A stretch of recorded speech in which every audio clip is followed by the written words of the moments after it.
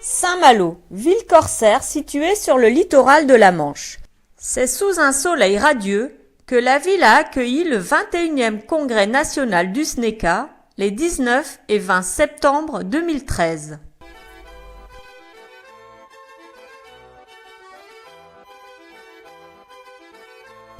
Ce congrès a réuni près de 150 élus SNECA, des femmes, des hommes, des cadres et des techniciens venus de toute la France et même d'outre-mer.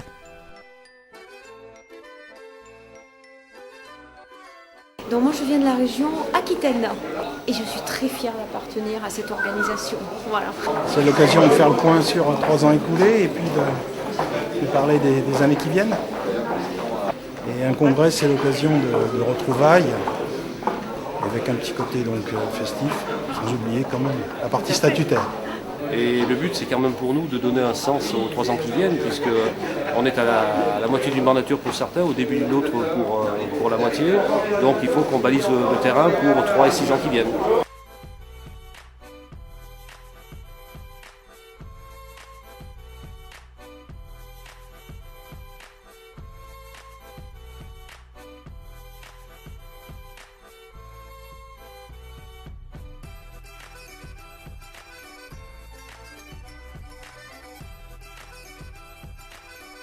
Il est temps pour tous de prendre un badge et de s'installer dans la salle de conférence afin de ne pas manquer le discours d'ouverture du président, M. Philippe Laine.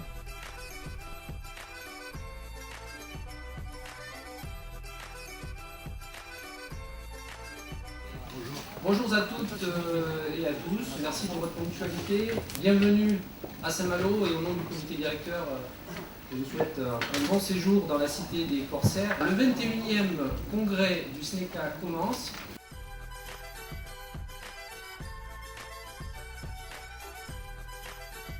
Le directeur général adjoint de l'Ille-et-Vilaine a ensuite retracé en quelques lignes les principaux secteurs économiques de son département.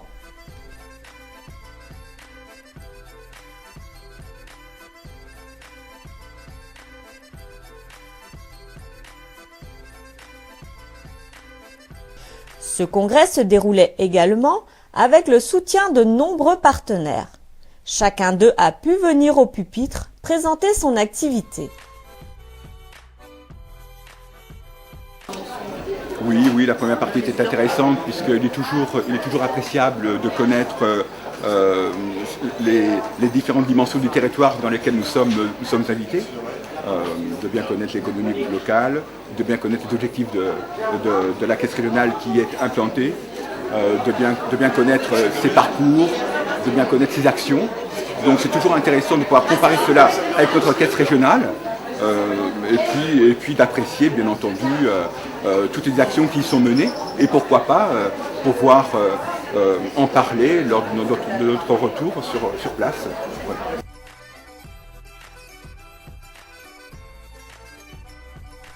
La matinée s'est achevée autour d'un déjeuner avec vue imprenable sur la mer, propice à la détente, un moment agréable qui a permis d'échanger entre collègues et de faire de nouvelles connaissances.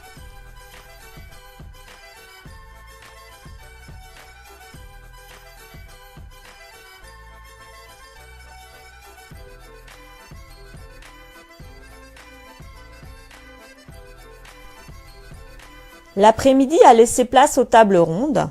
Très attentifs au débat, les congressistes ont ensuite pu témoigner et interroger les différents intervenants. Un thème a particulièrement suscité de nombreuses réactions. La relation client 2.0 et ses mots bleus. Il y en a 8. Donc, en fait, juste ces mots bleus, c'est les mots du terrain. C'est les mots des Par contre, les mots bleus, c'est n'importe quoi. Moi, je vais faire les cours chez Leclerc ou chez Super U, c'est la même chose, ils ont même des t-shirts, c'est écrit dessus. Voilà, qu'est-ce que je peux faire pour vous aider, enfin bref, etc. Or, j'ai bien vu tout à l'heure ce que vous avez développé, et je rejoins ce que vous dites, parce que l'évolution vers plus d'expertise, etc., elle est inévitable et on va y arriver. Les premiers niveaux d'agents dans les agences vont être remplacés par les tablettes, c'est un peu dur à dire, mais c'est la vérité. La personne, si on veut être bon vis-à-vis des clients, il faut être expert techniquement, mais il faut aussi savoir personnaliser la relation avec les clients. Et quand on fait le mouvement, La standardisation voulue par les directions ne semble pas se faire sans mal. La remarque que je vais faire par rapport à ces 2.0, c'est que finalement, on se rend compte que pour l'appliquer, on nous demande une grande homogénéité, une grande constance dans l'effort, mais on oublie de parler souvent de discernement dans l'application. Et c'est là peut-être que toute la différence se fera, c'est-à-dire la capacité à choisir le moment où il faut effectivement appliquer ce type d'approche avec les clients, et le moment où...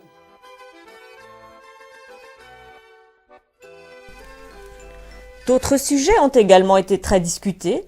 Les conséquences de Bâle 3 sur les caisses régionales, les impacts de Nice sur le quotidien et la santé des salariés.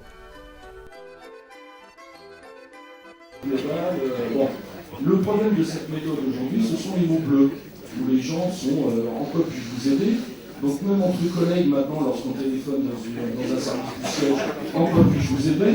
On téléphone à CATS, en quoi puis-je vous aider, parce que j'essaie de le mettre sur le point d'humour.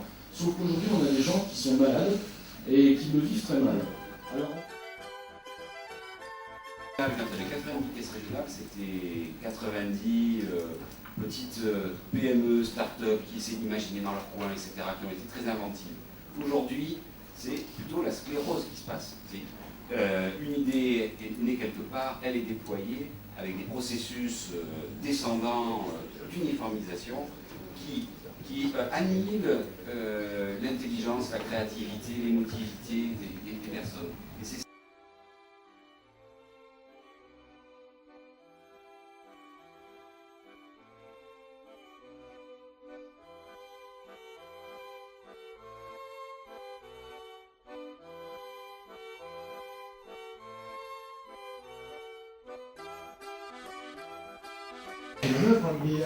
et même si on veut faire régner l'optimisme, il y a quand même de quoi se poser des questions, parce que finalement, on a à nos têtes des dirigeants qui sont construits tous sur le même modèle, qui nous impulsent donc des choses que nous, sur le terrain, on juge inadaptées, et comme on est dans une communication uniquement descendante, notre rôle à nous, qui serait de temps en temps de leur remonter les erreurs qu'ils sont en train de commettre, parce que finalement on vit le changement au quotidien et on a un rôle à jouer, c'est qu'on ne peut plus jouer parce qu'on ne nous écoute plus. On est...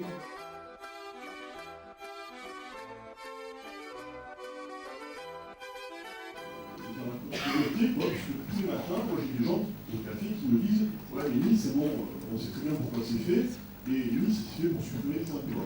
Aujourd'hui, si on investit, je sais plus combien, 200 millions, je crois, dans le projet Nice, il faut bien qu'il y ait un retour sur investissement. Est-ce qu'aujourd'hui, on peut imaginer quelles seront les conséquences à court ou moyen terme sur les effectifs?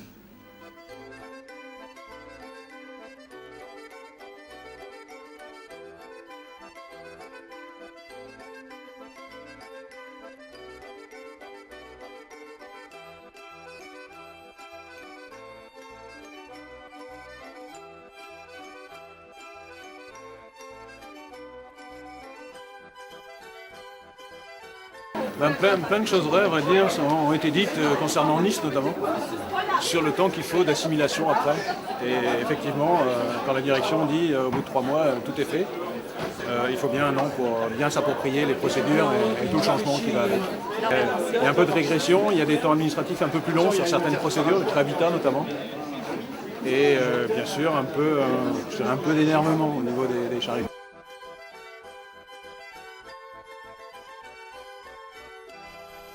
Moi, écoutez, je suis assez satisfait, peut-être que je me trompe, parce que vu le nombre de questions, et ça veut dire que ces 2 tables rondes étaient intéressantes. En tout cas, merci à tous les participants. Parce que... Cette fin de journée a aussi été l'occasion de remercier M. Louis Lègle, qui a joué un rôle prépondérant dans les négociations avec la Fédération nationale du Crédit agricole, et ce pendant de nombreuses années. Je crois qu'il y a parmi vous certains qui, bientôt, tourneront la page. Vous m'avez passé ça à une autre partie de leur vie. C'est simplement l'événement du départ quelqu'un qui pour vous compte dans le dispositif du syndicat, c'est Louis Lègue.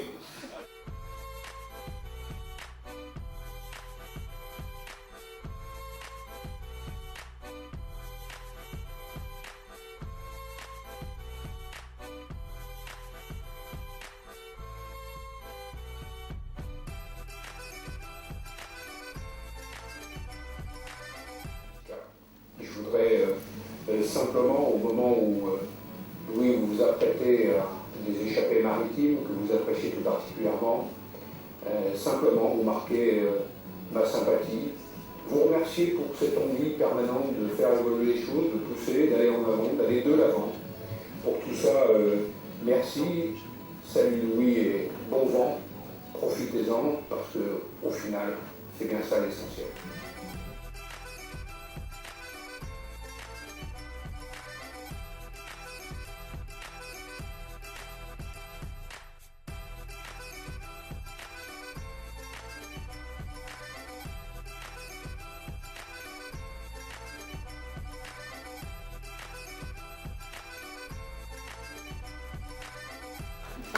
Merci beaucoup les amis.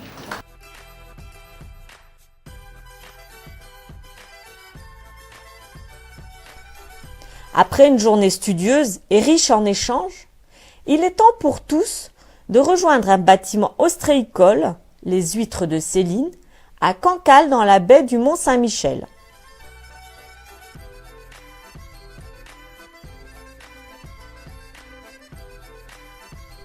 Dîner dans un cadre original incite à la bonne humeur, maître mot de la soirée.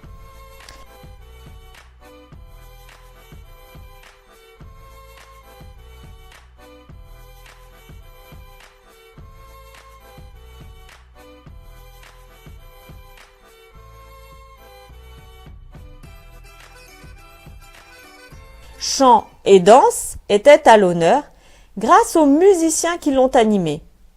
Ils ont réussi à faire danser tous les invités. Eh oui, tous les invités.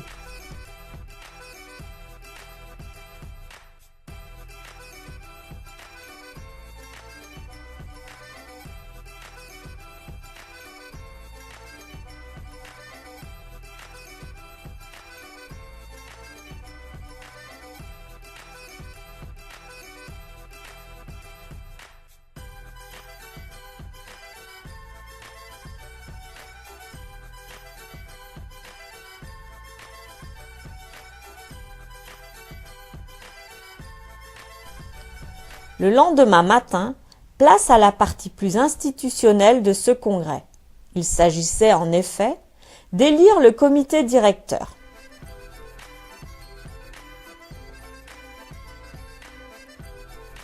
Et également un comité juridictionnel.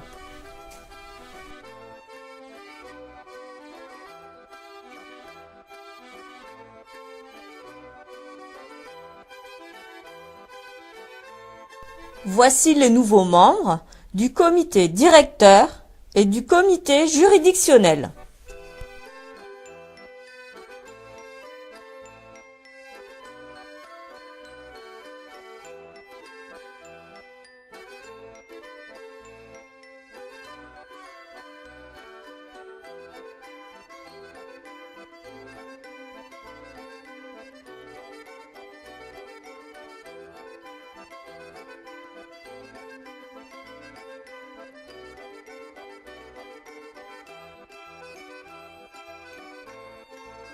Carole Couvert, président de la CFE-CGC, est intervenue pour partager ses ambitions pour la Confédération. Et en tout cas, c'est l'intérêt d'être au sein d'une confédération et c'est l'intérêt d'avoir un syndicaliste qui a envie d'évoluer, d'être dans la proximité, dans l'écoute, dans la réactivité. Et c'est vraiment l'objectif de toute l'équipe, de travailler avec vous, pour que vous soyez fiers d'être CFE-CGC. Elle a ensuite répondu aux nombreuses questions de l'Assemblée et réaffirmé à cette occasion le rôle du SNECA au sein de la CFE-CGC. Alors effectivement, dans le cadre du changement de nom que veut mener la Confédération CFE-CGC à échéance du printemps-été 2014, il Il y a bien entendu un intérêt particulier à destination des jeunes, à destination des femmes, à destination des techniciens, des agents de maîtrise, des cadres, des ingénieurs, mais aussi de nos collègues des 3 fonctions publiques. L'objectif, c'est que ce nouveau nom n'arrive pas par hasard. C'est de dire, nous avons été en capacité de nous créer CGC dans les années 40, nous avons été en capacité d'évoluer de CGC à CFE-CGC dans les années 80 pour nous ouvrir aux agents de maîtrise, aux techniciens. L'idée, là, en 2014, nous allons avoir 70 ans. C'est l'occasion de démontrer que nous savons encore évoluer, que nous allons impulser un nouvel élan, que notre organisation est bien vivante, qu'il faut compter avec elle dans toutes les négociations de concertation à venir. Donc un nouveau nom, un nouvel élan, des valeurs conservées, mais c'est une nouvelle CFE-CGC plus proche, plus à l'écoute et plus réactive.